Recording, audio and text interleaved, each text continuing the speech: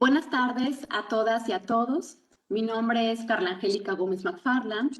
A nombre del Instituto Belisario Domínguez del Senado de la República, les doy la más cordial bienvenida a este evento acerca de la infancia migrante, una crisis humanitaria en la frontera norte, el cual tiene como objetivo identificar cuáles son las causas y consecuencias de la movilidad de miles de niñas, niños y adolescentes hacia los Estados Unidos, así como cuáles serían algunas medidas que podrían implementarse en la región para atender esta situación bajo un marco de pleno respeto a los derechos humanos.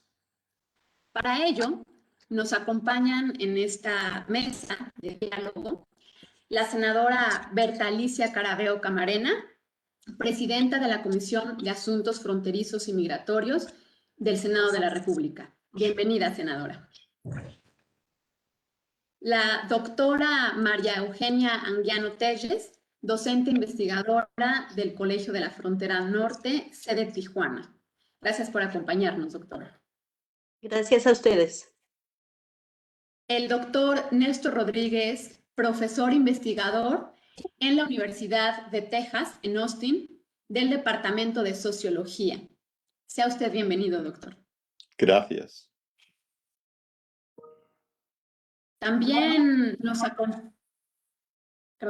acompaña el maestro Danilo Miranda Baires, de la Universidad Centroamericana José Simeón Cañas de El Salvador. Gracias por acompañarnos, maestro. Un gusto. Finalmente nos acompaña el doctor Jorge Martínez Pizarro.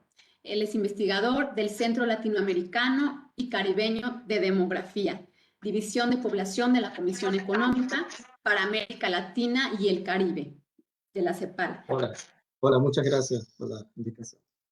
Gracias, doctor.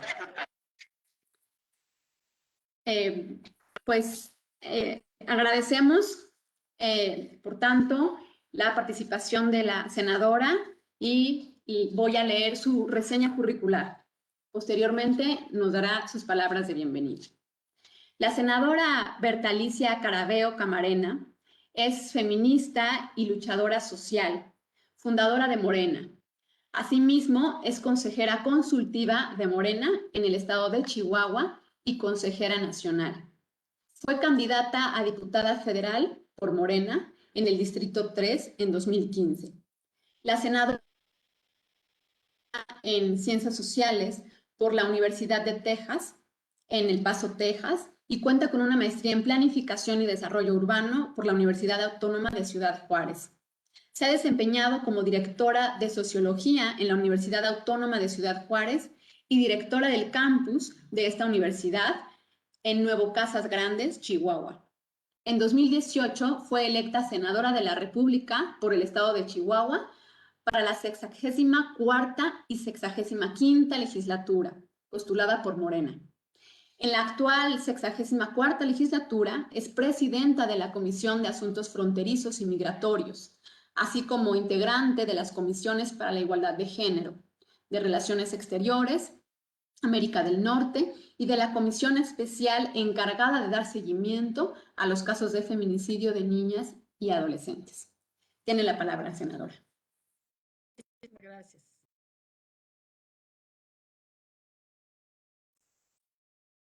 Bueno, pues muchas gracias y buenas tardes a todas y todos los aquí presentes. Y quiero agradecer al Instituto Belisario Domínguez y en especial a la doctora Carla Gómez por invitarme a dar estas palabras en el contexto del webinar sobre infancia migrante. De acuerdo con organismos internacionales como la Organización de las Naciones Unidas y la Organización Internacional para las Personas, para las Migraciones, personas migrantes, la movilidad humana es aquella movilización de personas de un lugar a otro en función de su interés por residir en un lugar distinto al de su origen de manera temporal o permanente, o bien que se encuentran en tránsito en algún lugar previo a su destino y sobre todo motivado por razones multifactoriales de manera voluntaria obligatoria o forzada, ya sea interna o internacional, regular o irregular. En este sentido, más que una crisis migratoria, me parece que debemos entender y explicar el cambio en el paradigma migratorio, es decir, comprender que los flujos migratorios a nivel mundial han cambiado. Y por ese motivo, estamos viviendo nuevos fenómenos y de ahí la importancia de implementar políticas y acciones para responder a estos nuevos fenómenos. Dentro de estos cambios en los flujos migratorios, estamos siendo testigos de que cada vez aumenta el número de niñas y niños y adolescentes migrantes que migran ya sea con familia o solos, porque en sus países de origen las condiciones sociales, económicas y de inseguridad, y en los últimos tiempos hasta climáticas, y también por los problemas derivados de la pandemia que estamos viviendo y que no les permite continuar con sus vidas y cumplir sus sueños, motivo por el cual buscan mejorar su condición de vida. Es importante, y como Estado mexicano, contar con información y datos de niñas y niños adolescentes migrantes para con ello crear políticas públicas tendientes a identificar la dinámica etaria de las poblaciones que arriban a los países de tránsito y destino como el nuestro, como nuestro México. Y en este sentido, y de acuerdo con los datos del Fondo de las Naciones Unidas para la Infancia, UNICEF, desde el inicio del año 2021, el número de niñas, niños y adolescentes migrantes reportados en México ha aumentado considerablemente en 9 veces, pasando de 380 a casi 3.500. Este organismo internacional ha documentado que actualmente un promedio de 275 niñas y niños migrantes adicionales se encuentran en México todos los días, luego de ser detectados por las autoridades mexicanas todos los días, y esto esperando para cruzar a los Estados Unidos de América, tras incluso ser retornados. Aunado a esto, ha aumentado considerablemente el número de niñas, niños y adolescentes migrantes, la mitad de ellos no acompañados por algún familiar que transitan por nuestro país, la mayoría provenientes de países como El Salvador, Honduras y Guatemala. Desafortunadamente, muchos de ellos salen de su país y cruzan al nuestro gracias y, por desgracia, también a la delincuencia organizada que se aprovecha de nuestra legislación para cometer delitos y aprovechándose también de su deseo de mejorar sus condiciones de vida, prometiéndoles a estos menores y sus familiares mejorarlas. Durante los trayectos, ya sea por la ruta del Golfo de México o por la del Pacífico, las niñas, niños y adolescentes migrantes son víctimas de violaciones a sus derechos, desde extorsión hasta abusos sexuales, pasando incluso por secuestro y tráfico de personas. Esto para la UNICEF, la salida de estos migrantes es en realidad un intento de huida ante las condiciones complicadas que enfrentan en las comunidades de origen, por lo cual, pues, la situación no es nada sencilla, sino por el contrario, complicada. Y en este tenor, el Estado mexicano y muchos otros países han suscrito la Convención de las Naciones Unidas sobre los Derechos del Niño, la cual los define como todo ser humano menor de 18 años. Es importante recordar este dato, pues existen visiones y legislaciones a lo largo y ancho del orbe que aún permite el matrimonio entre menores de edad y adultos, creando la figura de acompañados y de no acompañados, lo que en los hechos se traduce en desigualdades, atentando de manera directa al desarrollo personal de la infancia migrante. Los datos que tenemos son abrumadores, efectivamente, y de acuerdo con la Patrulla Fronteriza de los Estados Unidos, órgano de control fronterizo de aquel país, durante el ejercicio del año fiscal se incrementó exponencialmente la detención de menores de edad que llegaron a puntos fronterizos entre 1990 y 2020. Es por esto que en ese tiempo creció el número de personas menores de 19 años que emigraron por diversos factores, y ejemplo de ello es que entre estas fechas pasó de 29 millones a 39 millones, lo que representó un 14.6% de las personas totales que están en movilidad humana y 1.6% total de la infancia global que está en movimiento transfronterizo. Y ante este problema, el 11 de noviembre del 2020 se publicó en el Diario Oficial de la Federación un decreto por el que se reformaron diversos artículos de la Ley de Migración, así como de la Ley sobre Refugiados, Protección Complementaria y Asilo Político en materia de infancia migrante, con lo que el Estado mexicano dio cumplimiento a diversos tratados internacionales y recomendaciones de comités internacionales de derechos humanos, abriendo el camino hacia un mejor cumplimiento de los derechos de niñas, niños y adolescentes en situación de movilidad. Gracias a todas estas reformas, incluso en materia migratoria, y que hemos estado atendiendo toda este fenómeno migratorio de los últimos tiempos, se estableció la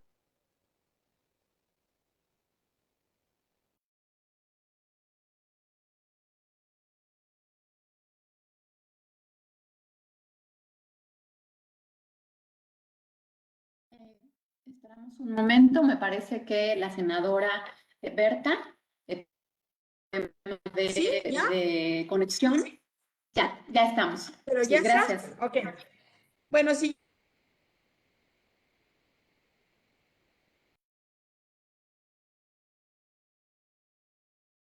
Niños y adolescentes en contexto de migración, en detenciones, en estaciones migratorias, estén o no acompañados, y brindándoles alternativas de cuidado, así como la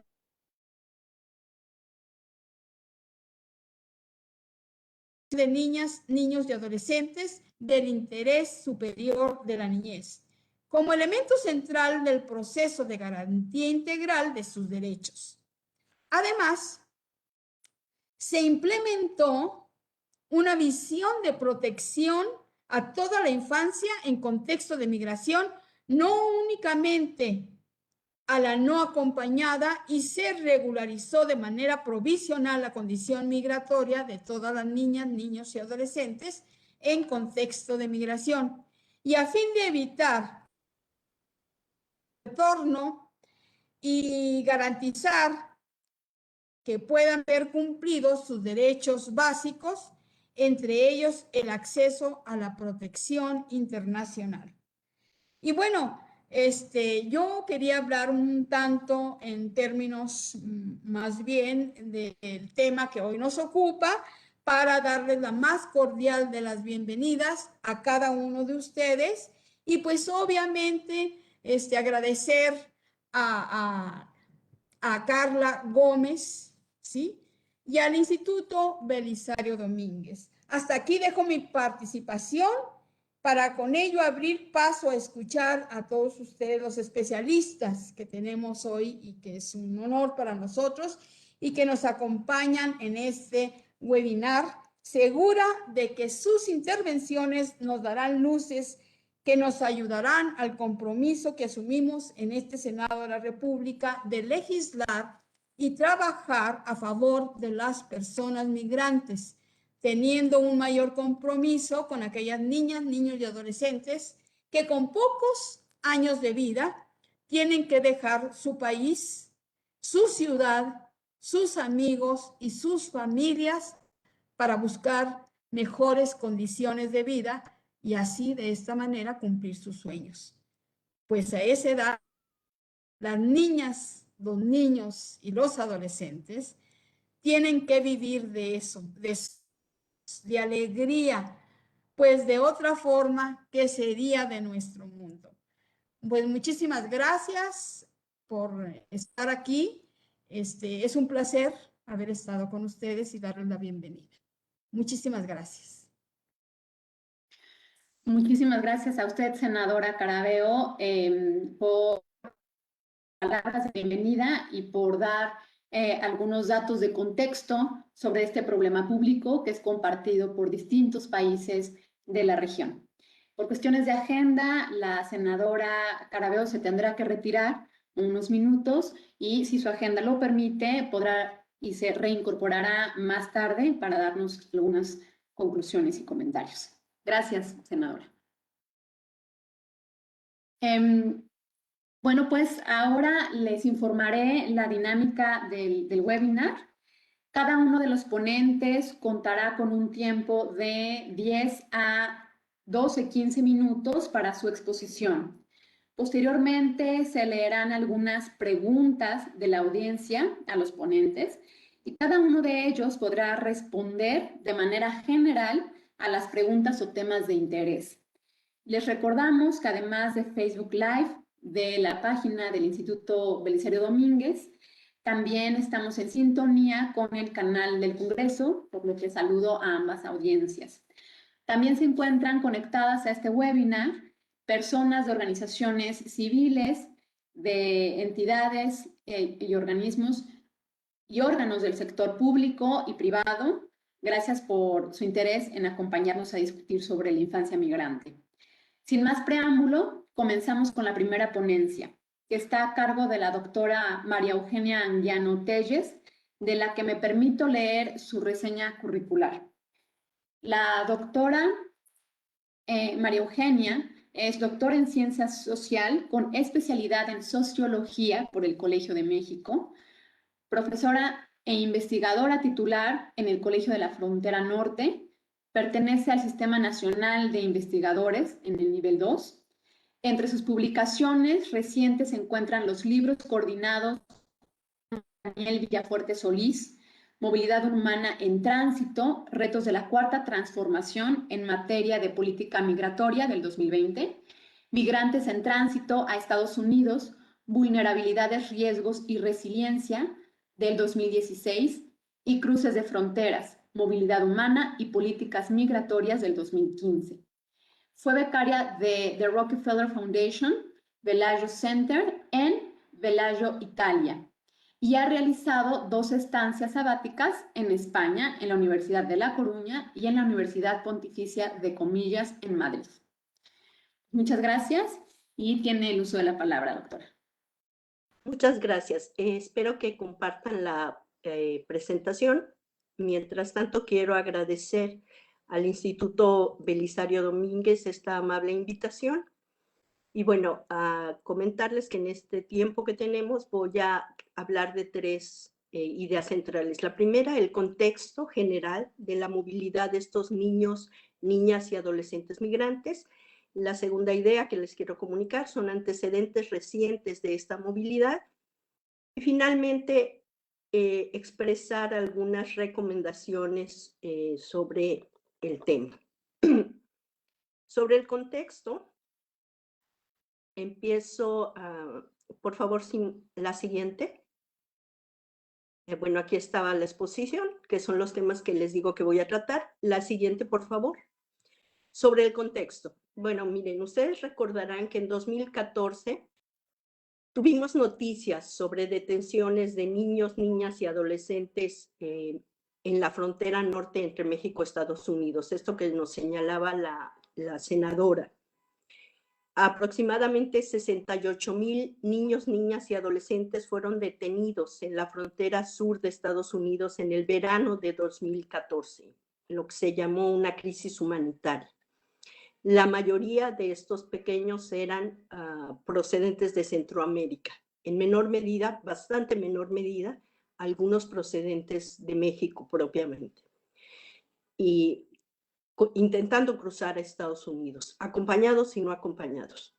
En este contexto también de la movilidad de migrantes, ustedes también saben que entre 2016 y 2018 observamos una diversidad de flujos migratorios desplazándose por México hacia Estados Unidos.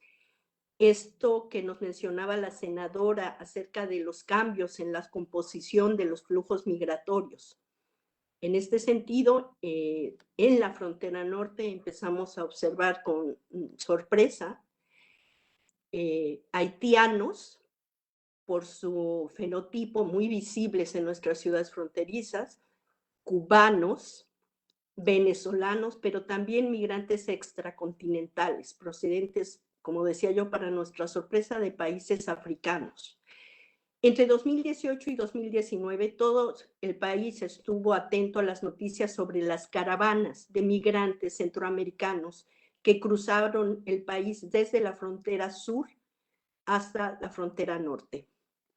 Y también en un esfuerzo por atender a estas poblaciones, dada la administración previa en Estados Unidos del presidente Donald Trump, el gobierno mexicano implementó el programa Quédate en México para atender a aquellos solicitantes de refugio en México. Fue abrir, digamos, una ventana de oportunidad para invitar a las personas que estaban deseando ir a Estados Unidos a quedarse en México.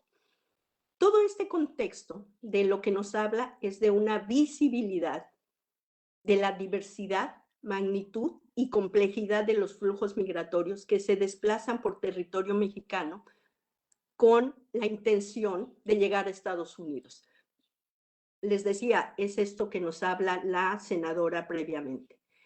Más recientemente, hay dos antecedentes que hay que tomar en cuenta. El primero ya no los mencionaba la senadora, el decreto de reforma en noviembre del año pasado a la ley de migración y a la ley sobre refugiados, protección complementaria y asilo, la reforma en materia de infancia migrante. Y esto tenía muchísimos artículos, pero 5 puntos básicos que van a complejizar este flujo.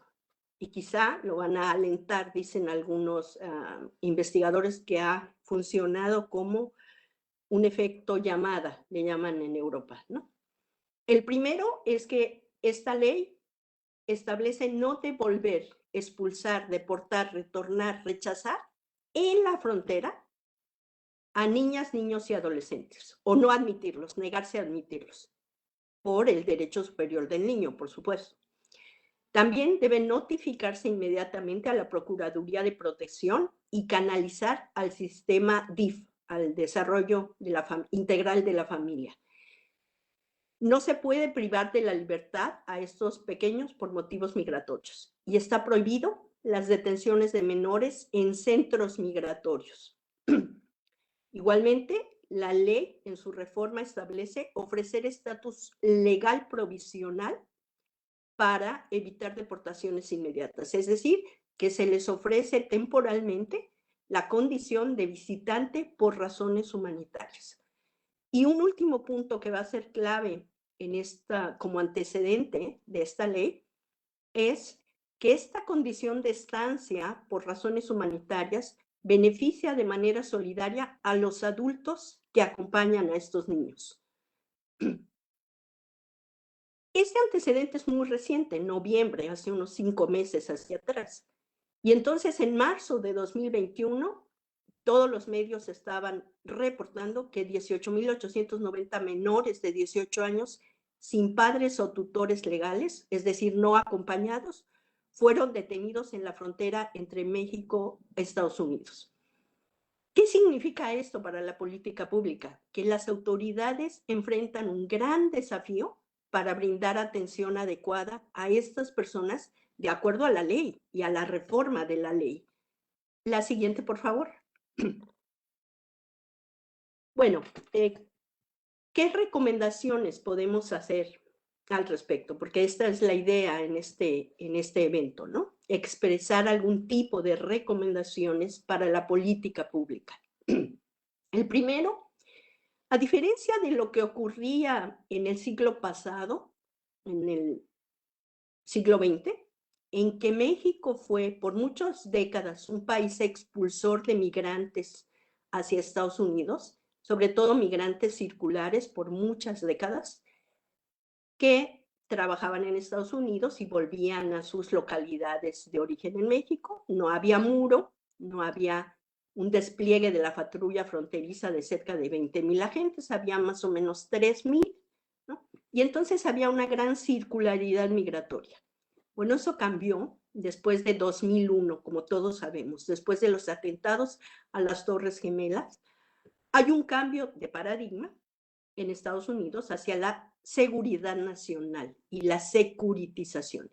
Y esto va a cambiar, como bien nos decía la senadora, el paradigma de atención a la migración o el mirar a la migración ya no como un hecho migratorio social, sino como un problema de seguridad nacional. Este es un cambio crucial para lo que vendrá después.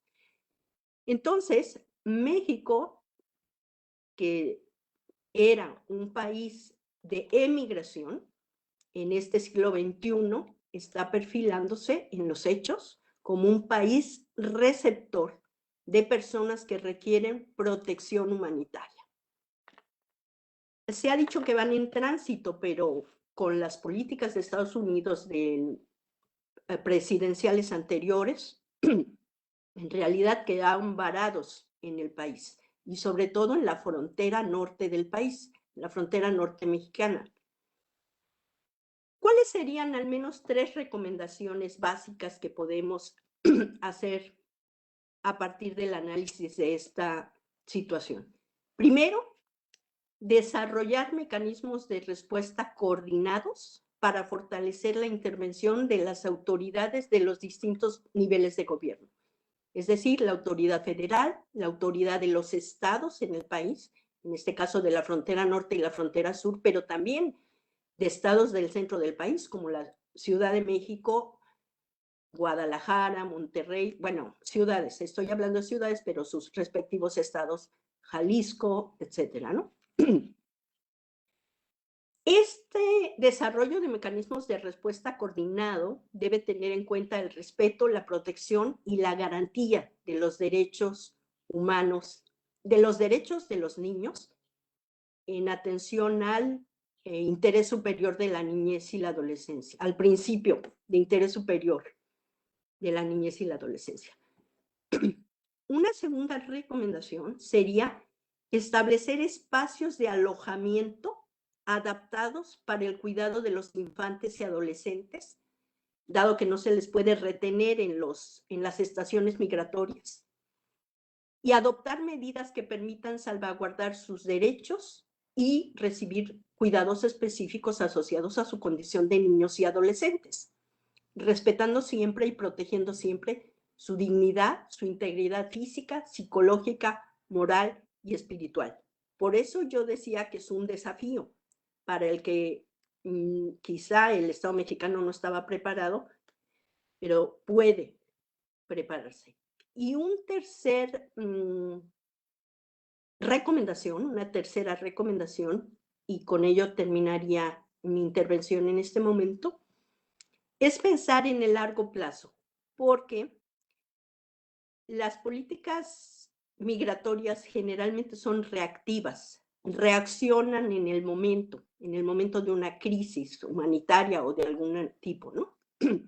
Y si pensamos que la crisis también se traduce como oportunidad, entonces En el largo plazo, podríamos pensar en México, dada su calidad de país receptor de personas que requieren protección humanitaria, podría conformarse un sistema regional sostenible y resiliente para gestionar la movilidad.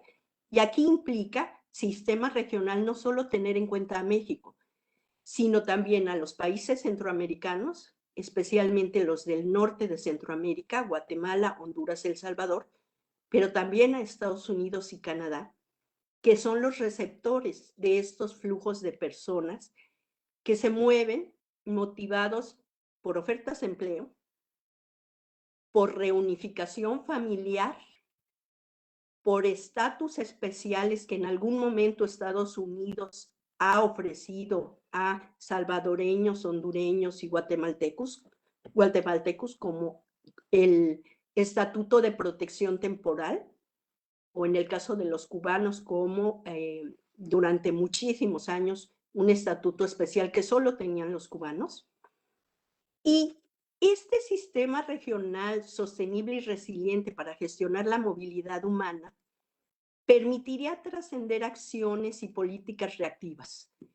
Claro que esto implica una negociación con los países centroamericanos y los países del norte, Estados Unidos y Canadá, pero podría aprovecharse la coyuntura actual de una nueva presidencia en los Estados Unidos, de una voluntad distinta, de una perspectiva distinta a la que se tuvo en la presidencia anterior de Estados Unidos, para ir dando pasos en la conformación de este sistema regional sostenible y resiliente para gestionar la movilidad. Y con esto yo termino mi participación y agradezco de nuevo la invitación a estar aquí con ustedes. Muchas gracias. Muchas gracias, doctora Anguiano, por su presentación. Nos comparte mucho acerca del contexto, ¿no? Para dar algunos datos sobre esos flujos migratorios y los cambios en la composición de los mismos en los últimos años, desde el 2014, pasando por 2016 a 2018, y bueno, finalmente 2018-2019, y estas caravanas que han ido aumentando en este año, específicamente en los primeros meses de este año 2021.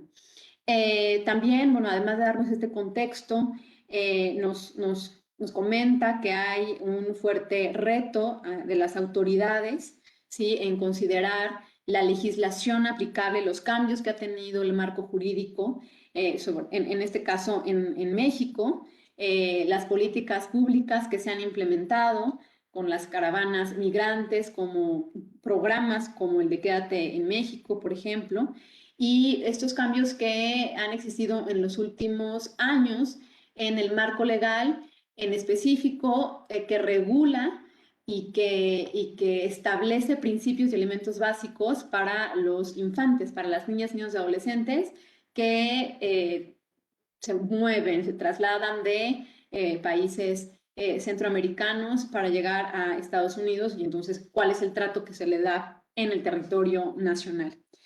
Y bueno, finalmente estas recomendaciones básicas que las engloba en 3 puntos principales. El primero, pues la coordinación que debe existir entre los diferentes órdenes de gobierno para encontrar soluciones a este problema. El segundo, el alojamiento adecuado para las niñas, niños y adolescentes, respetando siempre su dignidad y considerando el interés superior de la infancia en todo momento. Y bueno, pues estas políticas, nos comenta la doctora que las políticas migratorias suelen ser reactivas, y ella sugiere que deberían ser preventivas y aprovechar las oportunidades de hechos sociales para desarrollar y tener estrategias de solución de problemas públicos como este. Muchas gracias, doctora, nuevamente. Y bueno, para continuar con la reflexión de este tema, la segunda presentación está a cargo del doctor Néstor Rodríguez, de Estados Unidos. Voy a permitirme leer su reseña curricular. Él es profesor investigador en la Universidad de Texas en Austin. Su investigación se centra en la migración internacional, la migración de menores no acompañados, la migración de retorno a los países de origen y los impactos de las remesas en las comunidades de origen de los migrantes. Ha realizado investigaciones en México, Centroamérica, Perú, Vietnam y China. Entre sus publicaciones más recientes se encuentra el libro en coautoría Fuga a Estados Unidos, la migración desde Guatemala, en el 2021. Muchas gracias, doctor. Tiene la palabra.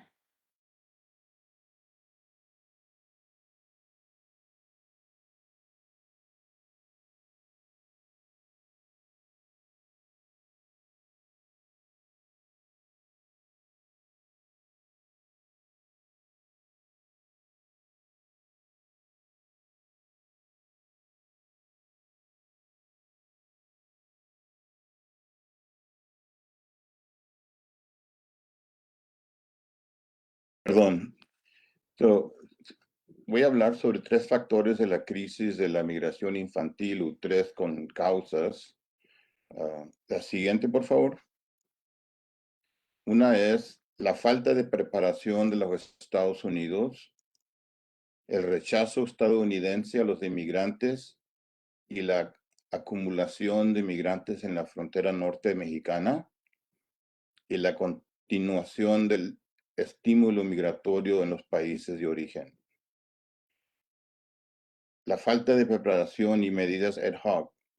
Los últimos 4 presidentes antes del presidente estadounidense presente Biden hicieron muy poco o nada para preparar para la llegada masiva de migrantes en la frontera suroeste de Estados Unidos.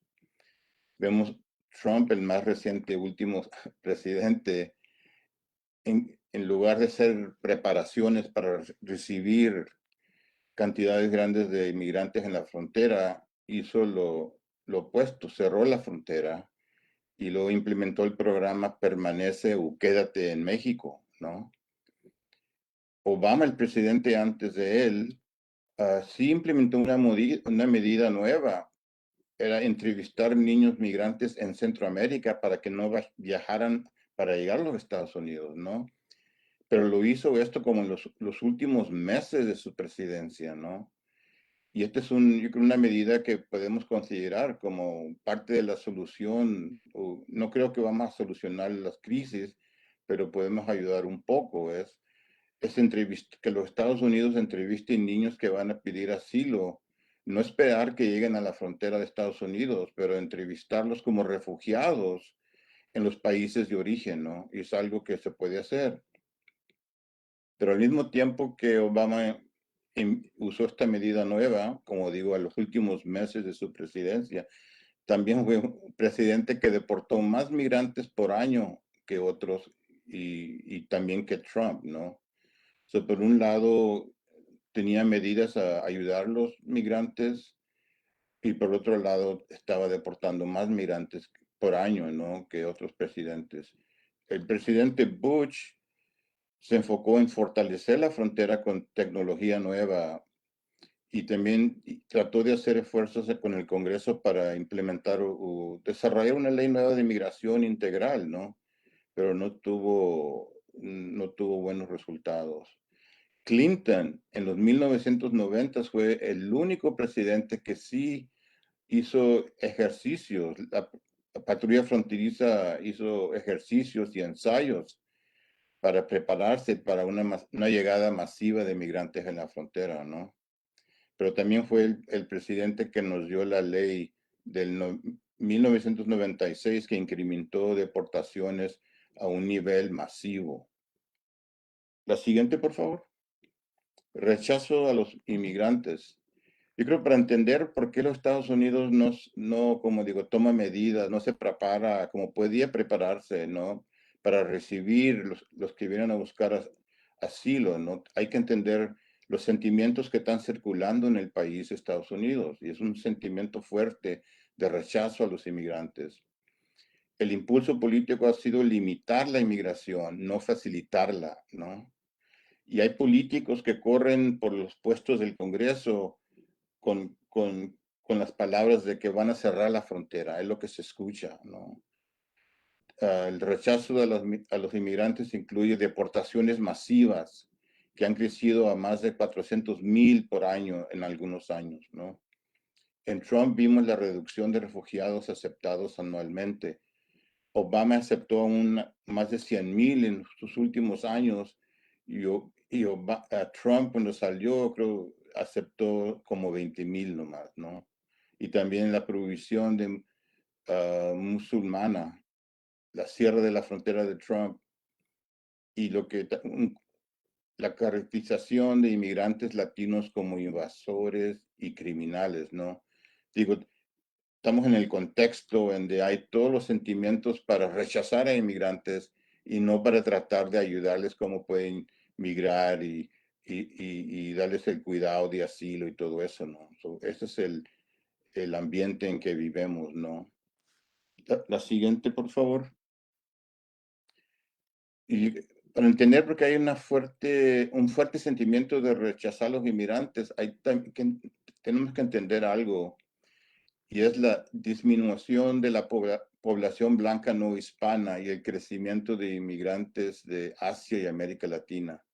La población blanca no hispana, ¿no? Es cada vez más y más, está disminuyendo por el factor demográfico, que entre esa población hay más muertes que nacimientos, ¿no? Cada vez años se reduce, ¿no?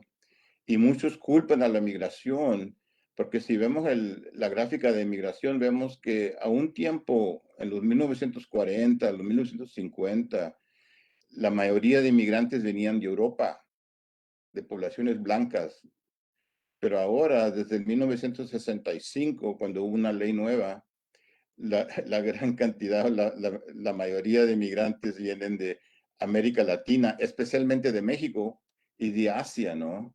Hay un gran interés, hay un entusiasmo en el Congreso y en las voces de oficiales públicos, ¿no? De limitar la inmigración porque la ven como una amenaza a la población blanca no hispana, ¿no? Y hablan de como reemplazamiento de la población blanca no hispana, ¿no? La siguiente, por favor.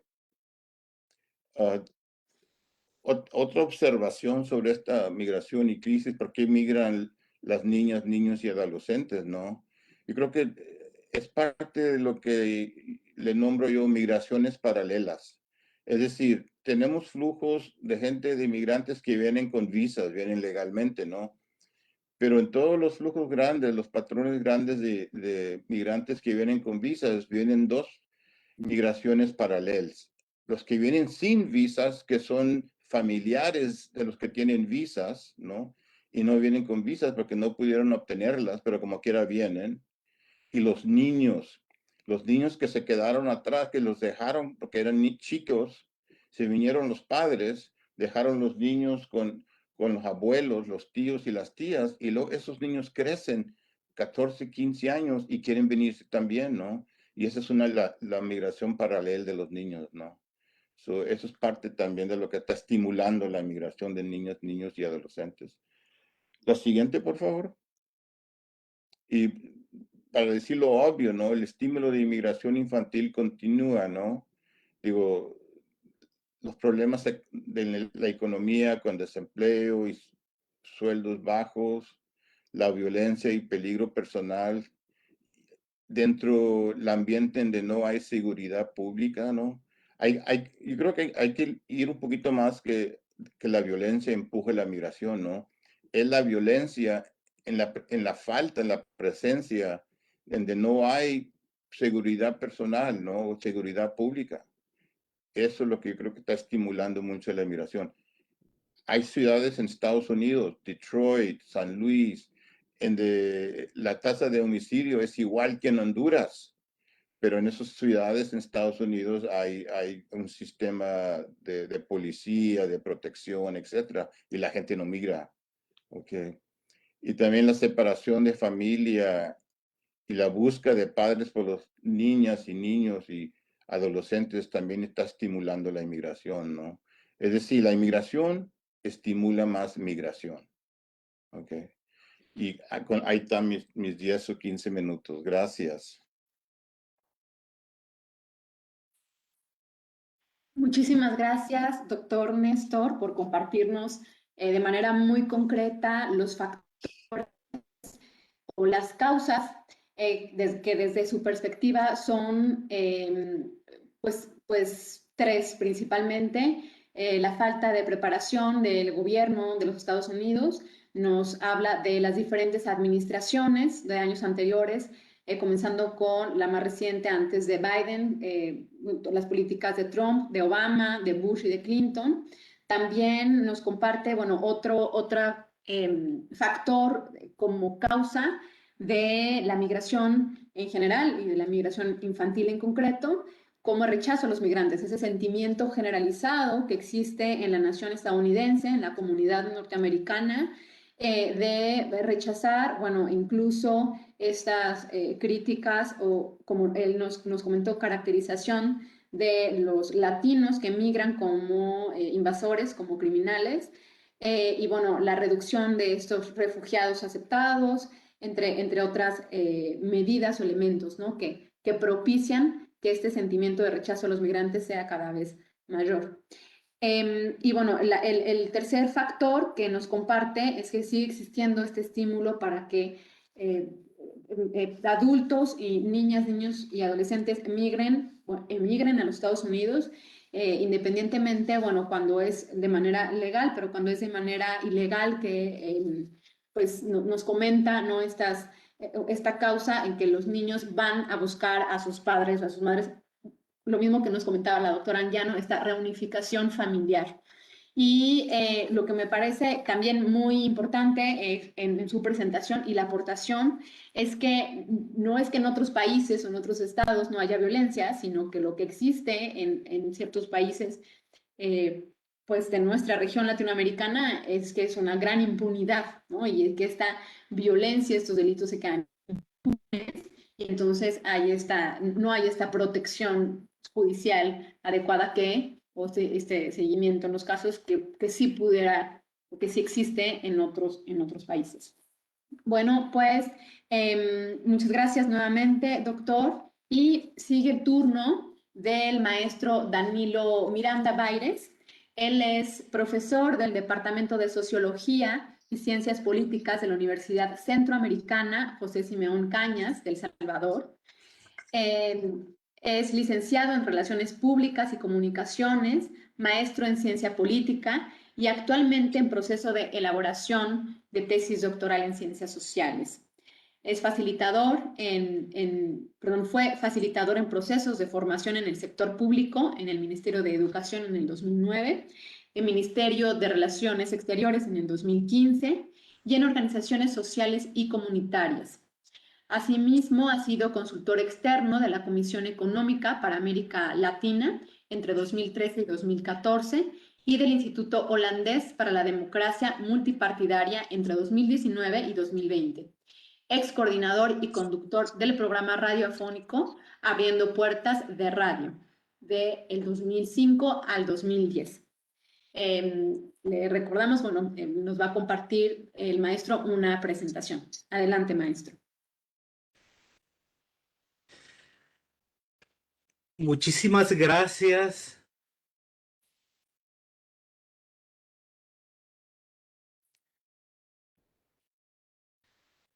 Muchísimas gracias al Instituto Belisario Domínguez por la invitación. Es un honor para mí estar compartiendo en esta tarde con personas tan distinguidas y le envío un caluroso saludo a quienes nos sintonizan a través del canal del Congreso y la transmisión en Facebook Live. Es para mí un verdadero gusto y quisiera hablar de mi presentación que se va a basar en los siguientes asuntos: crisis pandémica multidimensional, expulsiones y securitización, una mirada centroamericana. Ahí tenemos el dato duro, un aumento de las detenciones en la frontera de acuerdo a la Oficina de Aduanas y Protección Fronteriza de los Estados Unidos.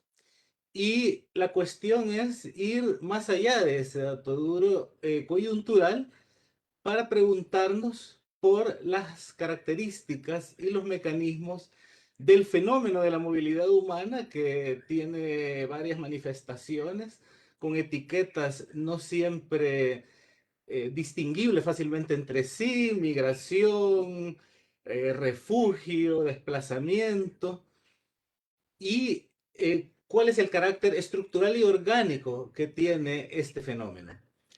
Entonces, obviamente vamos a ir más allá en el tiempo, vamos a retroceder un poco, no tanto como ya lo hicieron mis colegas acertadamente, pero para mostrar algunos momentos donde ciertas imágenes dan la vuelta al mundo y se generan las alertas. Pero como también se ha mostrado, nunca esas alertas pasan de lo coyuntural a reconocer que hay cuestiones de fondo que están detrás de la producción o de las expulsiones humanas en Centroamérica. Tenemos, bueno, el 2014, las famosas fotos de niños y niñas en jaulas, la era de las deportaciones masivas de Obama, el intento, al menos en el papel de Obama, de solucionar, como decía, los problemas estructurales de Centroamérica a través de la Alianza para la Prosperidad, que no obstante seguía conservando los viejos patrones de la cooperación, que nunca han abonado a la solución de problemas estructurales en Centroamérica, sino más bien los han exacerbado. Y luego pasamos a la era Trump, evidentemente, con toda su violencia, con esta situación de separación de las familias, el muro que no es solo físico, sino también legal, político, económico, y que no se ha quedado en la frontera entre México y Estados Unidos, como ya se advirtió antes desde los atentados que cumplirán 2 décadas del 11 de septiembre en Estados Unidos, 2001, se securitiza la frontera. Pero paulatinamente se ha expandido esa securitización a través de la militarización de la frontera sur de México y en buena medida impulsado por la perspectiva de Trump en el Triángulo Norte, la militarización de las fronteras centroamericanas. Bueno, tenemos el triste caso de Oscar y Valeria, que murieron ahogados en el río Bravo y que son imágenes que dieron la vuelta al mundo y que cada cierto tiempo nos recuerdan que hay una zona roja de múltiples crisis y conflictos que se deben llamar como el Triángulo Norte de Centroamérica. Entonces, es una crisis que tiene varias dimensiones, que tiene distintos componentes y que ha sido detonada por la pandemia, pero que ya presentaba antes una situación bastante difícil de solucionar, problemática, profunda. Solo por hablar de la economía, tenemos la caída estrepitosa el año pasado como resultado de la pandemia en la región centroamericana. Obviamente esto es un indicador que representa apenas la punta del iceberg del problema económico. Tenemos salarios estancados, desigualdad extrema, exclusión, marginalidad, una crisis de los cuidados que también se agravó con la pandemia, y trabajo no monetarizado o no reconocido, principalmente por parte de las mujeres. Y es una economía además que, como han mostrado diferentes organismos internacionales, tiene problemas estructurales de fondo que no le permiten levantar cabeza desde hace ya algún tiempo. Tenemos asimismo una violencia estructural, cultural y directa. Bueno, tenemos unas imágenes de El Salvador en plena pandemia, se generaron estas aglomeraciones en los penales para mostrar el músculo o la política de excepción del gobierno salvadoreño con respecto a las pandillas, que han sido actores determinantes en la política salvadoreña, interlocutores a todos los niveles territoriales, incluyendo el gobierno nacional. Para contextualizar, este es un fenómeno transnacional como el de las migraciones, que nació en Estados Unidos en los años 90 y que posteriormente se expandió al Triángulo Norte de Centroamérica. Las pandillas han sido, están entre los principales actores que han llevado las tasas de homicidios de los países del Triángulo Norte al tope de la tabla mundial de homicidios en diferentes ocasiones. Honduras ha ostentado la mayor tasa de homicidios del mundo en diversas oportunidades, El Salvador, pero más allá de ese índice, o de ese indicador de la tasa de homicidios, que es la obsesión de los gobiernos, la violencia tiene muchas otras expresiones en Centroamérica, como por ejemplo, también Centroamérica ha sido de las regiones que ha tenido más altas tasas de feminicidios en Latinoamérica, como lo ha mostrado la CEPAL, y de violencia sexual. También desplazamientos internos por la violencia de diverso tipo, el problema gravísimo de las desapariciones y otros, con diversos actores estatales, paraestatales y no estatales, y esta es una distinción que no siempre está clara en la medida en que agentes pueden servir al Estado como a los grupos del crimen organizado o a las pandillas. Bueno, tan determinante es este factor en la expulsión de la niñez, debido a que son reclutados, como bueno, también ya se dijo, los niños para estos ejércitos callejeros, y las niñas, además, son víctimas de la esclavitud sexual y de otras formas de violencia sexual por parte de estos grupos, aunque no está esta violencia de género circunscrita a las pandillas. Es un problema gravísimo de todo el Triángulo Norte. Otro problema expulsor grave es el corredor seco, que atraviesa varios de los países centroamericanos y que produce sequías y ha puesto en jaque la producción agrícola. Creo que no tiene poco peso el hecho de que el capital extractivo de los megaproyectos, monocultivos, mineras,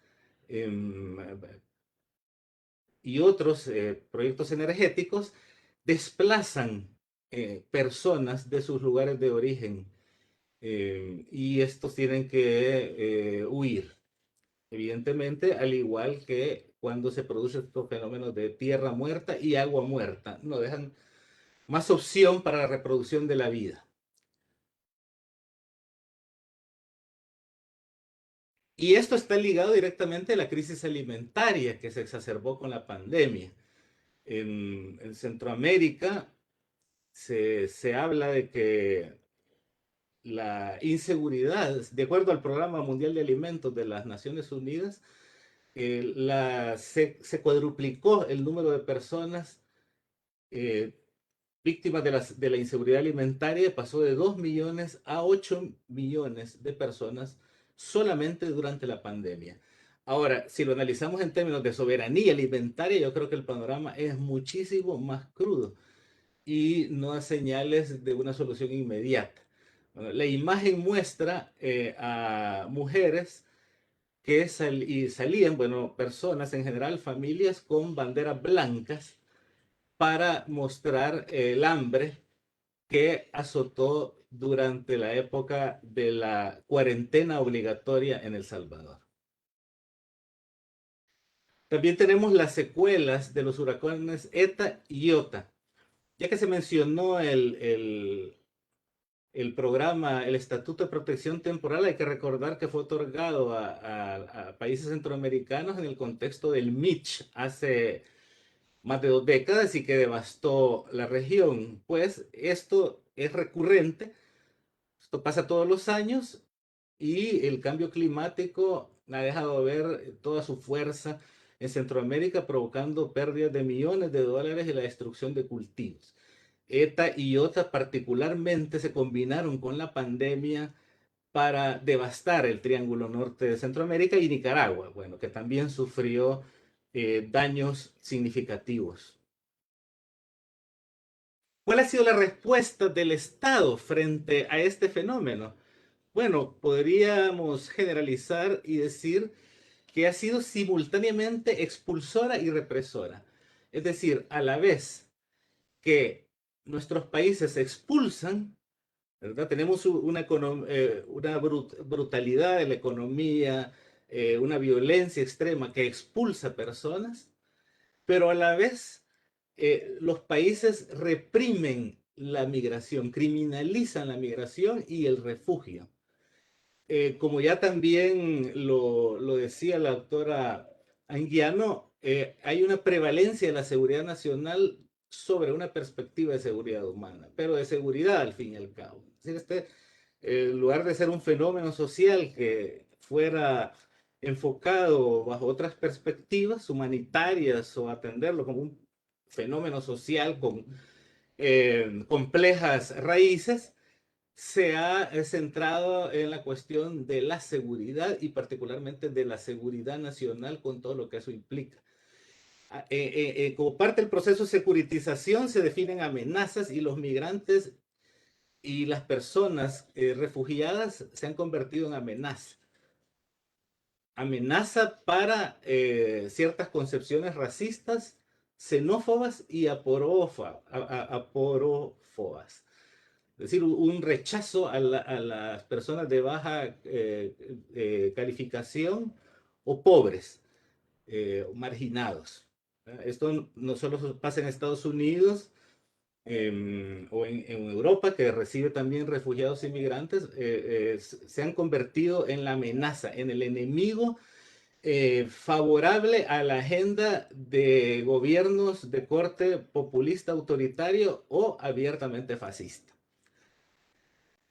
Una debilidad de los mecanismos de protección y asilo, la vida, la muerte y los cuerpos como mercancía, podríamos decir desde una perspectiva biopolítica y necropolítica, y los migrantes son moneda de cambio en México por las bandas del crimen organizado y por agentes estatales desde tiempos ya remotos, por lo menos ya tenemos unas violaciones sistemáticas a los derechos humanos de hace un par de décadas, muy evidentes.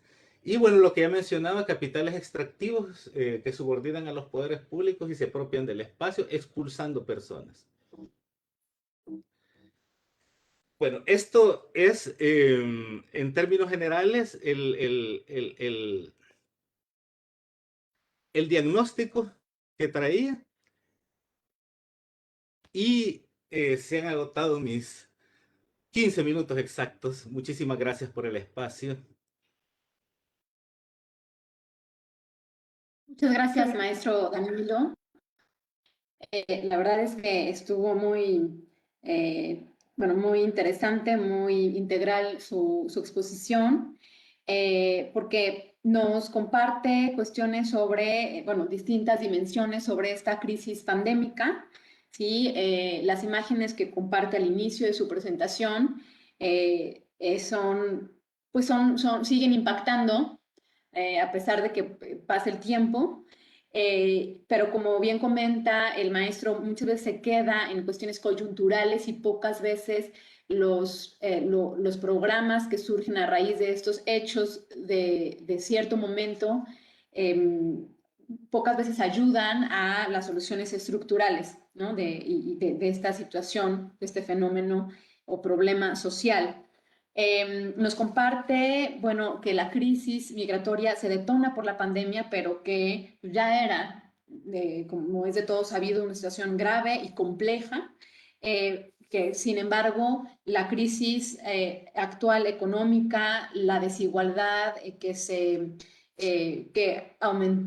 incrementó considerablemente como consecuencia pues de esta situación o contingencia sanitaria a nivel regional y a nivel mundial, las crisis de cuidados, las crisis nuevamente de género, ¿no? Estas diferencias también se han acentuado, el desempleo, entre otras situaciones y fenómenos que ya existían también, como la cuestión de las pandillas en diferentes países, sobre todo en El Salvador, Guatemala y Honduras. Bueno, pues esto también ha empeorado la situación, ¿no? Nos habla también sobre cuáles son los factores que expulsan a los migrantes, a las niñas y los niños de sus estados de origen, de sus países de origen. Sí, como la cuestión de que los niños son reclutados por ciertas pandillas y que pues, las niñas y adolescentes también sufren violencia, no solo de las pandillas, sino en general de la sociedad y en estos estados, en estas naciones. Y pues finalmente también nos habla sobre ciertos fenómenos climáticos que algunos son provocados por ciertas políticas o megaproyectos, ¿no? Nos habla sobre el corredor seco, los huracanes y estos desastres naturales y, bueno, cómo se ha reaccionado y es lo que provoca, ¿no? Crisis, ansiedad y, bueno, finalmente que la gente tenga que moverse de sus lugares, de sus espacios para sobrevivir. Bueno, finalmente, lo cual agradezco mucho que sea muy puntual en los elementos, ¿no? De cómo se ha reaccionado, cómo ha reaccionado el Estado y las soluciones que realmente pues no ha habido, ¿no? Por parte de los gobiernos como tal. Pues bueno, pues sin más, le agradezco nuevamente, maestro, y bueno, me parece que sí nos van a compartir, algunos ya nos compartieron sus presentaciones para poder subirlas posteriormente. Les comento a los ponentes que nos ven desde México, pero también de otros países y organizaciones de la sociedad civil. Damos gracias a la audiencia que tenemos desde Perú, a la Asociación de Estudios Económicos Olimpos, también otros ciudadanos e investigadores que nos están viendo y escuchando. Ya comienzan a preguntar, ¿no? Y a tener ciertos temas que les gustaría que comentaran, cómo se los voy diciendo para que una vez que el doctor Jorge Martínez puedan también comentarlo de manera de conclusión. Se muestra interés, aportes diversos sobre los ponentes, los aportes sobre el complejo contexto del fenómeno de la infancia migrante, algunas preguntas como lo que hay que hacer de manera urgente, por dónde hay que empezar, cómo debería ser un plan para la infancia migrante, ¿no? Para protegerla. Y bueno, otros temas que en un momento también les compartiré. Y bueno, pues seguimos con nuestro último y cuarto ponente, el doctor Martínez Pizarro. El doctor Jorge Martínez Pizarro es investigador del Centro Latinoamericano y Caribeño de Demografía, CELADE, División de Población de la Comisión Económica para América Latina y el Caribe, en Santiago de Chile.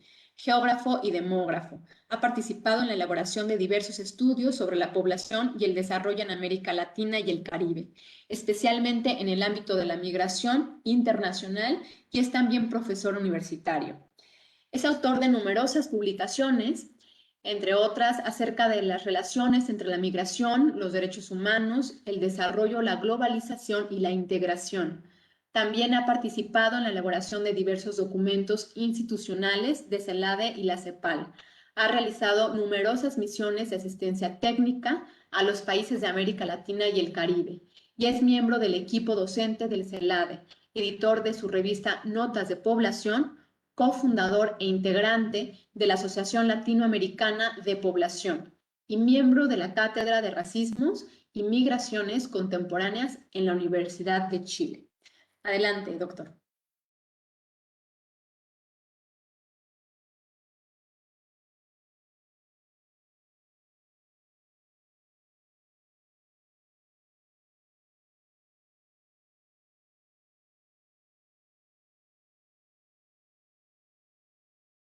Ahora sí, ahora sí, ahora sí, ahora sí. Muchísimas gracias, Carla. Muchísimas gracias al Instituto Belisario Domínguez. Muy complacido de estar colaborando con ustedes, con María Eugenia, con Danilo y con Néstor. He escuchado con mucha atención lo que han mencionado y creo que más que repetir, complementa y tiene una visión quizás más amplia del tema propio de la frontera norte, el tema de la infancia. Y hay una primera provocación que es el mismo título que implica un mensaje que quiero transmitir, que es: la infancia está amenazada, y también en la migración. Y si sabemos que en la migración y los migrantes están amenazados, entonces estamos en un área muy compleja. Pero básicamente lo que quiero presentar son, igual que Néstor, tres reflexiones, pero en otra línea, acompañadas de un conjunto de evidencias de distinto tipo, ya algunas de ellas más o menos presentadas en la ocasión. Lo primero es que en el tema de la niñez estamos asistiendo a una visibilización y al mismo tiempo a una problematización creciente. Eso yo creo que confluye de las presentaciones que han hecho ustedes y casi de las investigaciones. Porque en realidad siempre han migrado los niños y niñas y adolescentes, siempre han migrado generalmente acompañados de sus familias o acompañando a sus familias, eh, las cuales lo hicieron buscando oportunidades o sencillamente nuevos proyectos de vida, mayor seguridad. Pero hoy día asumimos que la migración se da en un contexto de mucha inseguridad, de altos componentes de irregularidad, que de por sí ya plantean problemas para todas las personas que participan en la movilidad. En el caso de la niñez migrante, en especial aquella no acompañada, como ya se ha dejado ver, está claro que están expuestos a una desproporcionada cantidad de adversidades. Yo creo que esa es una afirmación que no nos debe hacer ni siquiera dudar. La cuestión sería buscar cuál es más, cuál es menos. Pero lo que nosotros podemos decir es que estas situaciones son más bien parte de una situación mucho más amplia que está afectando a la infancia, migrante y no migrante, la cual el gran asunto es que los menores están impedidos de recibir la protección a la que tienen derecho. Decimos ni más ni menos que es el maltrato en todas sus formas. Algunas evidencias ya han sido mencionadas, pero vuelvo con ellas. Los estudios recientes en un informe de OIM de 2020, a partir de datos de la División de Población de Naciones Unidas, mis colegas de población, muestran que tenemos un aumento en el número en millones de personas, de niños, de personas de menores de 20 años. Y en este caso, lo que hay que mencionar es que si bien hay un aumento, estos siguen siendo un porcentaje inferior al que representan los menores de 20 años en la población mundial. O sea, claramente el tema siempre sigue siendo migración laboral en edades productivas y activas, ¿cierto? Pero hay un aumento en el número de menores. Muy rápido porque esto podría ameritar un sinfín de comentarios. Los extiendo al caso de las personas inmigrantes por regiones, en el mismo periodo desde el 90 a 2019. Y lo que vemos es que en nuestra América Latina los numeritos son poquitos, son pequeños comparados con los otros países, manteniendo la misma escala en millones de personas. ¿Dónde encontramos los números más grandes? Podríamos imaginarnos, ¿cierto? En Asia y en África. En el caso de América del Norte es el involucramiento de nuestros migrantes, los análisis previos de ustedes, y también vemos un número relativamente estable y algo mayor al de la región en su conjunto de América Latina y el Caribe. O sea, primer punto, tenemos un sinfín de situaciones y una escala enorme en otras regiones donde seguramente, independientes de factores culturales, las problemáticas deben ser acuciantes y de gran escala. Ya se mencionó por ahí el tema de las imágenes que hablan más que 1000 palabras. Yo solamente quiero recordar esto en 2015 con el tema de Europa. Y nada más que el mensaje aquí es el siguiente. Fíjense, si ustedes miran los titulares, es claro, crueldad, en fin. Pero el titular como que apunta a que ¿qué va a hacer Europa? ¿Qué problema? Europa es el tema de Europa, ¿no? No, aquí no es otro problema. Y fíjense, son las prensas amarillas, en fin, ilustran esta situación dramática que llevó a tope, digamos, varios gobiernos a abrir cuotas de refugio y otras cuestiones. Pero lo interesante, si es que le podemos llamar interesante, perdón por el uso de la palabra, es que estos titulares ameritan una mirada crítica, ¿cierto?, de contenido sobre cuál es el trasfondo que nos quisieron ilustrar. En el caso de nuestras situaciones más bien regionales y de los Estados Unidos, en el 2014 rescaté estos antecedentes de la página Security, donde básicamente aparecía esta afirmación que estaba en español, en un español casi perfecto. Yo le encontré por ahí unos ripios, pero estaba en español, donde se decía, tratando de persuadir a los padres y a los tutores y a quienes trabajasen en el tema de la seguridad de infantes, que el cruce ilegal está sujeto a deportación independiente de la edad. Bueno, las reacciones fueron grandes, ustedes ya saben, de todo tipo, meses. Esto llevó finalmente a que la Comisión Interamericana de Derechos Humanos inmediatamente hiciera el recordatorio de que la detención, como consecuencia de estas situaciones de irregularidad de los derechos del niño, está siempre, siempre en contra del interés superior del niño. Estamos hablando del 2014, ya 7 años atrás, venía de antes, según muchos estudios y antecedentes. Otro tipo de evidencias ya estamos habituados, acá por lo menos en América del Sur, siempre nos muestran estas imágenes, ya estamos habituados, y las estamos viendo en escala, pero las estamos viendo también en la... lo que hay entonces es un maltrato, es activo, es pasivo, las típicas divisiones del maltrato, vuelvo con eso, porque esto es lo que comanda la situación. Y en ese sentido me permito recordar muy rápidamente que desde nuestra perspectiva cepalina, respecto a los temas y los procesos, el ciclo de la migración, hay que siempre que tener en cuenta las diversas adversidades, desventajas y vulnerabilidades y riesgos de violaciones de derechos que se dan en el origen, que se dan en la instalación, que se dan en el tránsito, en el retorno. Esto involucra diversos flujos. Entonces la pregunta es, con todas las dificultades que enfrentan las familias, personas, comunidades migrantes en sus diversas expresiones, incluyendo los refugiados y solicitantes de refugio, uno podría decir claramente hay muchas adversidades, los niños seguramente están sufriendo mayores todavía y están sobreexpuestos, por definición. Y entonces las 3 reflexiones muy rápidas.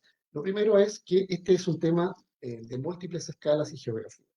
Lo segundo es que está amenazada la infancia en la integridad individual y física de niñas y adolescentes, y que hay una corrección política frente a la defensa del bienestar y la integridad de las niñas. Nadie se va a oponer. ¿Qué gobernante se va a poder oponer? Esto es, además, garantía de la corrección de quien ejerce el poder. Respecto a la primera reflexión, efectivamente hay muchas escalas y podemos llegar a la escala de los hogares y de las instituciones que albergan en nuestros países a menores que han sufrido violencias y vulneraciones de derechos. Todo un tema, por lo menos en América del Sur, todo un tema que nos hace pensar que efectivamente la infancia está amenazada. Sabemos del aumento de la cantidad de menores no acompañados, eso un poco ya lo han dicho ustedes. Sabemos también de los cerca de 20.000 menores en centros de custodia, eso ya lo hemos visto. Pero sabemos también que en otras regiones hay muchas situaciones dramáticas y dolorosas, como las que mencioné, el Mediterráneo Oriental Central, África del Norte, entre las que yo puedo mencionar, porque hay otras más también que podríamos identificar. Y en el sur campean las expulsiones de niños, niñas y adolescentes con una expulsión mediática simplemente impresentable. Respecto de la integridad individual y física, hay una ciega realidad. Ustedes han mostrado varias de las características de esto. Nosotros decimos abiertamente hay una vulneración del interés superior del niño. Trato infantil que se expresa en el trabajo, en el abandono, y la prevención, que es una de las tareas fundamentales frente al maltrato, está en jaque. Está en jaque, no es que le falte desarrollarse o aún no se ha instalado con fuerza. Y los niños en movilidad, bueno, representan, yo creo que podemos conversar este tema. ¿Quiénes son las principales víctimas de la apatridia? ¿Quiénes son? Yo creo que la respuesta está a la mano, ¿no? Bueno, los abusos son de los más sensibles, la explotación, los riesgos, las detenciones, como hemos visto, las deportaciones. Y esto, en el plano de la infancia y la adolescencia, implica consecuencias muy importantes a futuro. a lo que se aunan todos los temas que no hemos mencionado todavía aquí, pero que tienen que ver con los secuestros, la trata y el tráfico. Eso es lo que constituye una migración insegura en el contexto de una infancia amenazada. Las separaciones de las familias sabemos que son temas relevantes, se pusieron en boga en los últimos años, y esto puede traer efectos devastadores, no realmente mensurables. Respecto a la corrección política, bueno, en general hay una voluntad política creciente y preocupación pública e internacional respecto a la migración infantil. Eso ha quedado claro en este webinar y lo podemos encontrar en múltiples instancias. Y es que hay poderosísimos marcos regulatorios y protocolos nuevos, más bien destinados a estos temas, destinándolos con pero a la vez contrastan con estos temas que estamos hablando. O a lo mejor estamos esperando una respuesta y todavía es insuficiente esa respuesta. Es una infancia que podemos decir despojada, detenida, criminalizada, como ustedes colegas ya lo mostraron, y además yo agrego depredada. Fíjense que en los hogares, en las instituciones de algunos países, ya son varias las afirmaciones que muestran en los hogares institucionales. Los niños que han sufrido vulneraciones de derechos, ya son varias las afirmaciones que dicen que donde hay niñitas, estas son y están siendo depredadas por redes que las explotan y las buscan rápidamente apenas pasan ciertas edades de la adolescencia. En ese sentido, estamos en una infancia en sufrimiento, particularmente. Para ir cerrando entonces esto de la corrección política, insisto, hay un potente marco de acción a favor de la niñez. Les recuerdo que hace 3 días se conmemoró, se recordó el Día Internacional de Prevención del Maltrato Infantil. Les recuerdo que la Convención de Derechos de la Niñez, aprobada en 1989, tiene la mayor cantidad de estados partes, ¿cierto? Ahí tiene la idea del interés superior del niño. Y les recuerdo también que el relator especial actual sobre los derechos humanos de los migrantes, su último informe en la Asamblea General de las Naciones Unidas, sobre la base de distintas fuentes de información, testimonios y sociedad civil y otros antecedentes, nos concluye que la detención de menores por razones de inmigración es efectivamente evitable, no es que sea imposible. Entonces ahí la recomendación que él hace es que los estados dejen de concentrarse en esto de aplicar la ley y la coacción y pasen a un tránsito de búsqueda de modalidades alternativas de cuidado y acogida que tengan en cuenta los derechos de todos los niños migrantes y sus familias. Algo se mencionó en la presentación anterior. Bueno, dos o tres cositas finales. Es el tema de la pandemia y la migración. Danilo dijo, la pandemia y la crisis, sí, claramente, ha ido a salvar adversidades para muchas personas, sobre todo vulnerabilidades presentes por diversas situaciones, que ahí yo menciono muy rápidamente. Uno se pregunta, ¿cómo estarán en el tema de los migrantes? Con estas pérdidas de todo tipo y estas acciones que hay de todo tipo, así privatizaciones que acompañan. Un conjunto de orientaciones frente a esta situación tan crítica. ¿Existe algo por hacer? Estamos en un periodo muy especial. Sabemos que la niñez, la infancia, está en el centro de las preocupaciones, ¿no? Ya sea por corrección política, ya sea por sensibilización, ya sea por... Y esto involucra que hay que reforzar la promoción del buen trato y del cuidado en toda la sociedad, no solamente de los Estados Unidos como país. Ya lo mencionaron ustedes. Los niños están siendo amenazados en sus propias comunidades de origen. Y no solamente en nuestra región. Lo otro es el apoyo integral a los niños como sujetos.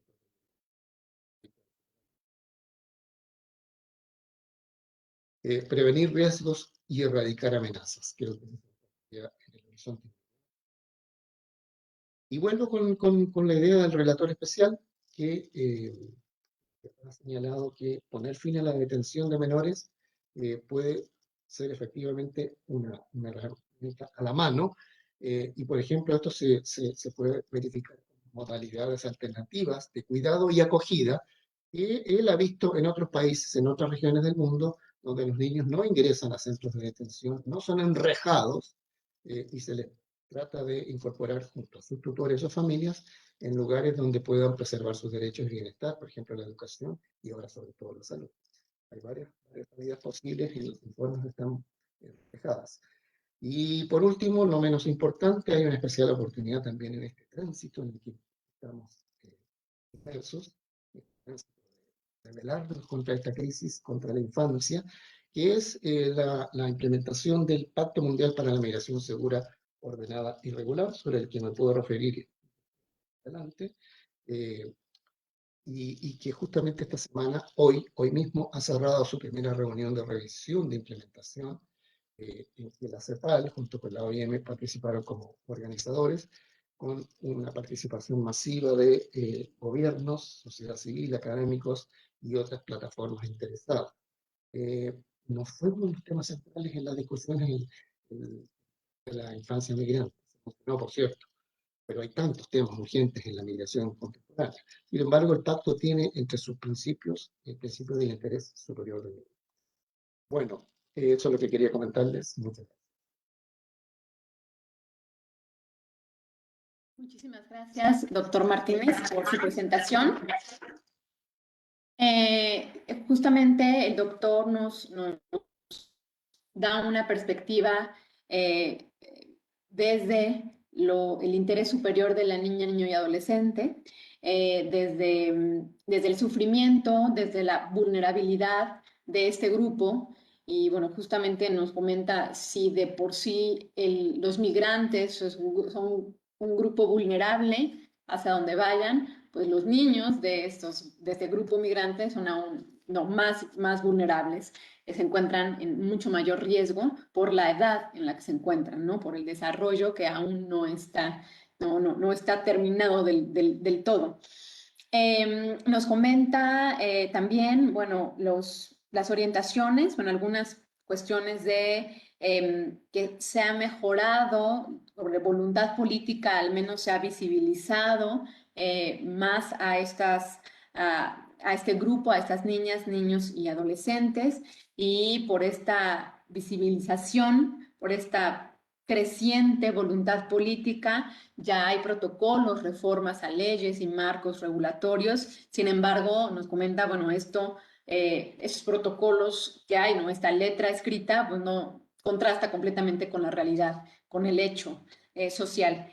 Las orientaciones, que bueno, son finalmente como las soluciones que el doctor nos comenta, hacia dónde se deben dirigir, son, bueno, que la niñez siga siendo el centro de las preocupaciones, pero también en este caso de las ocupaciones, que se generalice, ¿no? Y que se siga con la idea de un buen trato, de que son sujetos de derechos, del apoyo integral a esta niñez, de tener alternativas y modalidades reales y prácticas de cuidado y acogida, y sobre todo, bueno, estos espacios en los que se encuentran donde ellos puedan desarrollar y se les pueda aplicar políticas respetando siempre sus derechos básicos. Y claro, nos comenta finalmente sobre el Pacto Mundial, ¿no? de Migración de una manera segura, ordenada y regular, ¿no? Y que, bueno, uno de los principios básicos justamente es el interés superior de la niñez. Agradecemos mucho la participación de todos nuestros ponentes. Les comento que les voy a decir, son unos 3 puntos principales en los que se han sintetizado los cuestionamientos o las dudas de nuestra audiencia.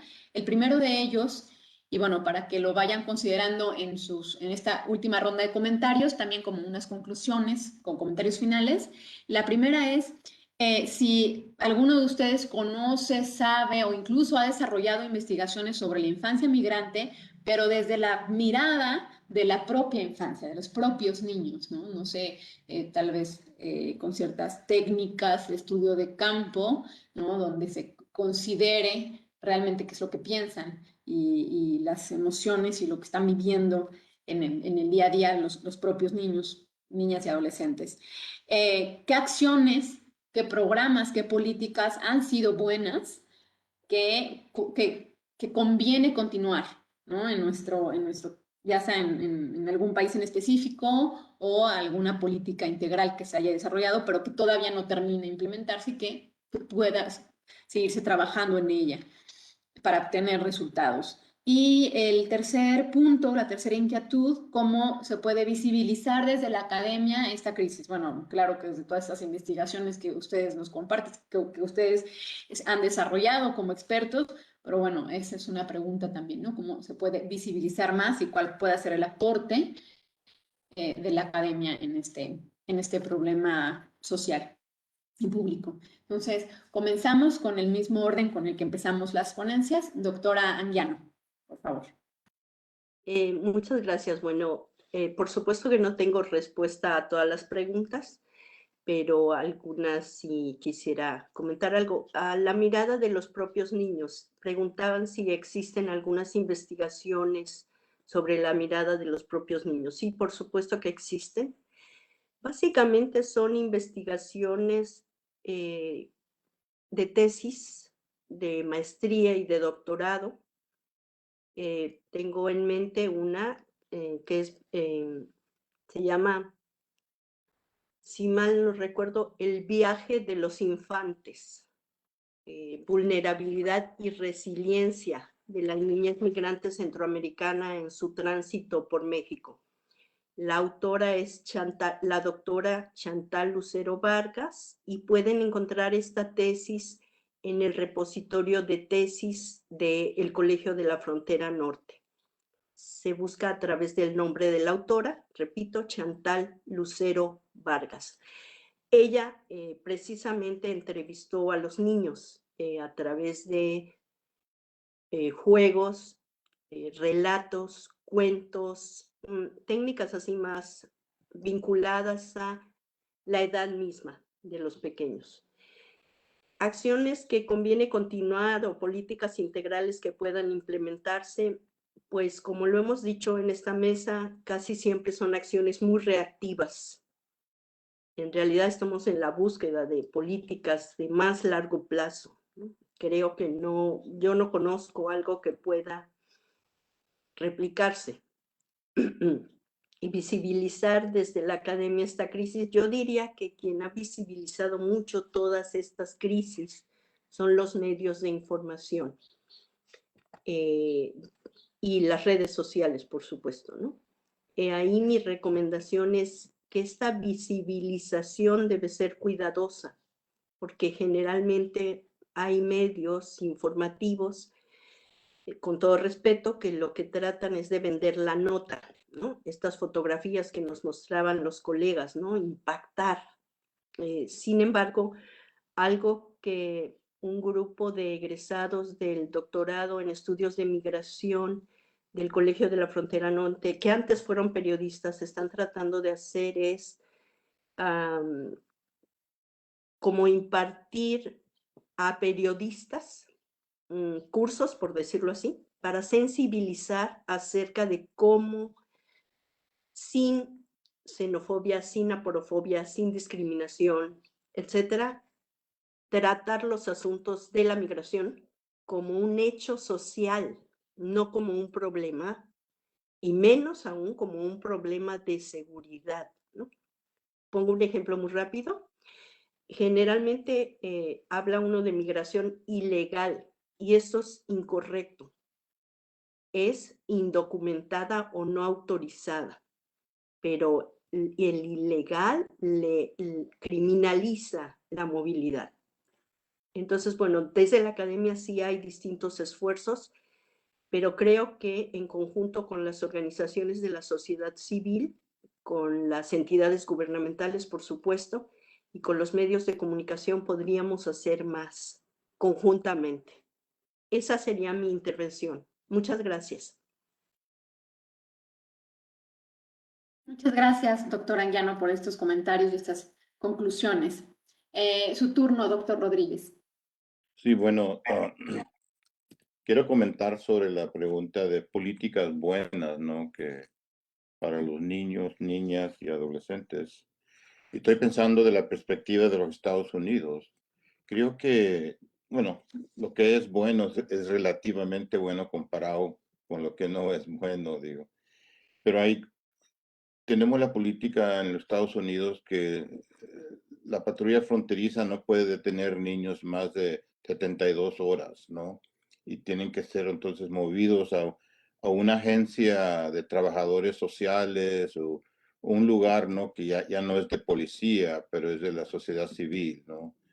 Y creo que esto es algo bueno para los niños, para que no tienen presencia de tantas policías y patrullas, ¿no? También hemos tenido políticas que Obama promovió de organizar recursos legales para los niños, ¿no? Porque muchos de los niños, niñas, adolescentes vienen y buscando asilo, ¿no? Y asilo es un proceso complicado. Y ya sabemos de los migrantes que usan abogados tienen mejor oportunidad de conseguir asilo comparado con los migrantes que no tienen abogados, ¿no?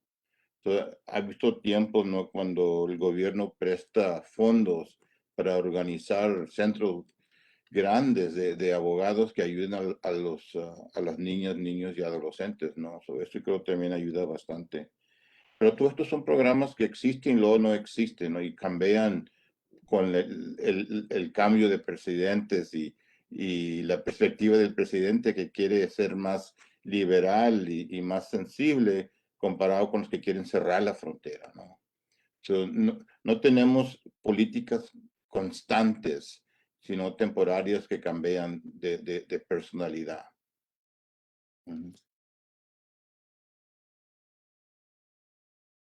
Muchas gracias, doctor Rodríguez, por esta información y bueno, por estos comentarios finales. Ahora su turno, maestro Miranda. Muchas gracias, muy interesantes preguntas. Yo creo que en general hay que cambiar radicalmente la concepción de la orientación de políticas públicas y de decisiones y acciones de los estados con respecto al tema. No creo que haciendo lo mismo o dando con paliativos ineficaces se vaya a resolver un fenómeno que tiene unas raíces profundas. Creo, sin embargo, que se pueden ofrecer algunas ideas de por dónde se puede trabajar el asunto. Yo creo que es interesante, es importante que haya un abordaje multinivel territorialmente hablando, porque esto es algo que tiene que ver con el nivel local, el nivel subnacional, nacional, eh, intergubernamental y transnacional, porque es un fenómeno transnacional, de manera que necesita convocar voces diversas, tanto gubernamentales como no gubernamentales. Es importante reconocer la migración como derecho humano. Esto es probablemente muy polémico, sobre todo en los países receptores, pero si nos atenemos a la historia, la migración antes del siglo XX era relativamente libre. Las personas podían ir y volver donde quisieran. Y bueno, migrar, moverse es un derecho humano. Y en el caso de las personas que huyen por peligros contra su vida, es evidente que ya hay mecanismos internacionales que obligan a los estados a brindarle protección a estas personas y es impensable que sean retornadas o como estas deportaciones express que llevan a los niños y a las niñas a sus lugares de origen donde su vida está claramente en peligro. No pueden volver. Y bueno, hemos sabido de casos donde el regreso ha sido trágico. Creo que también hay que hacer un replanteamiento de la visión económica, es decir, una economía sustentable, una economía para la vida. Creo que hay que redefinir todos los viejos paradigmas del desarrollo y el progreso. Eso es evidentemente radical, no es asunto de una política pública específica. Una redefinición del Estado y sus violencias y la seguridad nacional. También es necesario un abordaje transdisciplinario, paneles de expertos. Se me ocurre como el panel intergubernamental de expertos en el tema del cambio climático. Yo no sé si hay algo así en el seno de la comunidad internacional, pero creo que valdría la pena poner todas las mentes brillantes a trabajar en soluciones a un problema que no solamente atañe al hemisferio occidental, hay una crisis global de refugiados en este momento. Y finalmente creo que es importante amplificar la voz de las víctimas de la crisis, escuchar directamente a las personas más vulnerables y en este caso los niños y las niñas. Y por eso me parece importante la pregunta sobre algunas recomendaciones y con esto quiero cerrar. Yo personalmente no conozco una investigación académica, no tengo a la mano una investigación académica que pudiera recomendar, pero sí un interesante libro es un ensayo de una escritora mexicana, Valeria Luiselli, que se llama Los niños perdidos y que se desarrolla a partir del cuestionario de 40 preguntas que realizaba en ese momento la Corte Federal de Inmigración en Nueva York para decidir si los niños y niñas iban a ser deportados o no. Entonces la escritora recoge ahí esas voces diversas. Es un ensayo que se puede encontrar en cualquier librería mexicana, muy realmente, bueno, fuerte, evidentemente, pero que provoca mucha reflexión. Muchas gracias. Muchas gracias por sus comentarios, maestro. Y finalmente tenemos los comentarios, las conclusiones del doctor Jorge Martínez. Gracias, Carla. Sí, yo creo que un poco ya lo dijimos, ¿no? Es difícil encontrar buenas iniciativas que nos hagan aplaudir y levantarnos y decir, ya se está solucionando el problema. Es difícil. Pero sí hay posibilidades, y un poco lo que comentaba del relator de Naciones Unidas para las personas migrantes, él sugiere que hay posibilidades efectivas de enfrentar, por ejemplo, alternativas a la detención a partir de experiencias en otras regiones del mundo donde existen hogares especializados que albergan a los niños, pero no los encierran a cuenta de una información periódica de que están allí. Por este tema, los protocolos que es complejo. Pero es evidente que también hay iniciativas en algunos países y a nivel local, por ejemplo. Eso es un tema que es muy importante de explorar a nivel local. Lo que hace un gobierno local, un municipio, por ejemplo, respecto a los temas de la infancia migrante. Y en el caso de si hay investigaciones acerca de la niñez migrante desde el punto de vista de los niños, y lo relaciono con la pregunta de qué han hecho, qué aporte pueden hacer los académicos y las académicas,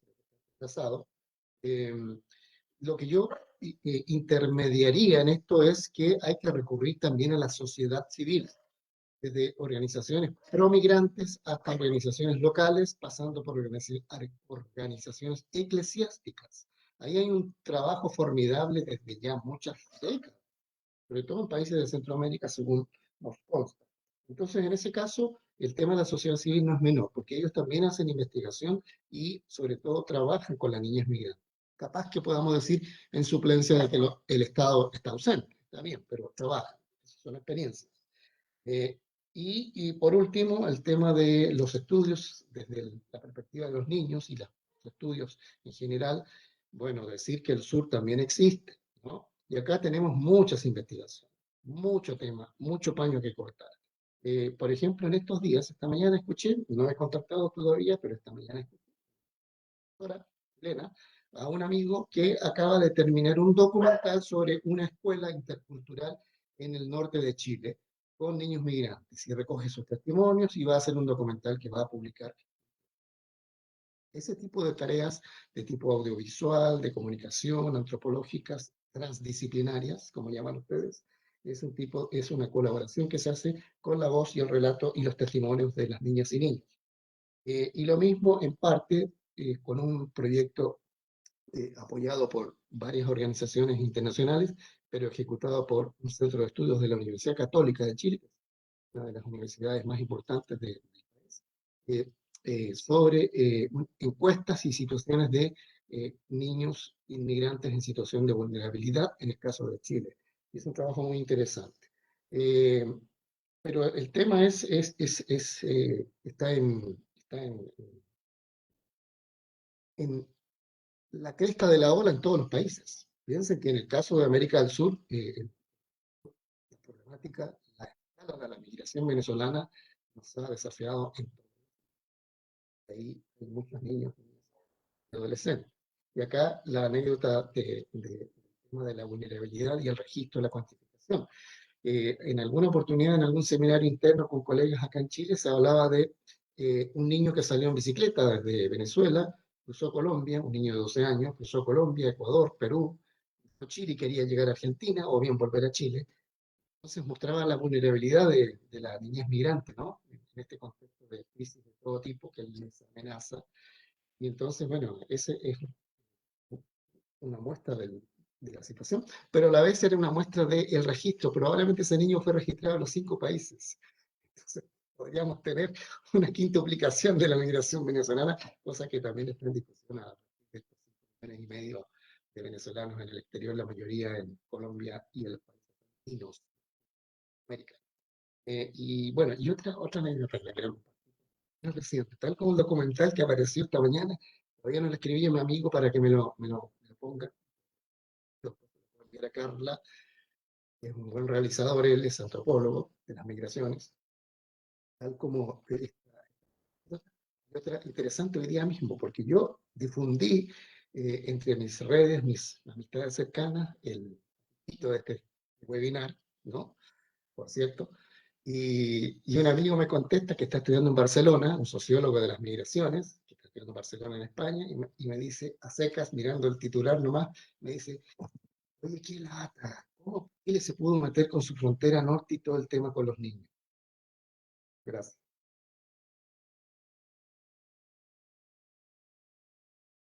Muchas gracias por compartir sus conocimientos. Manera de comentarios finales, conclusiones, doctor Martínez. Bueno, pues agradecemos con estas últimas participaciones, agradecemos la presencia de nuestros ponentes. Concluimos nuestro webinar sobre la infancia migrante, una crisis humanitaria en la frontera norte.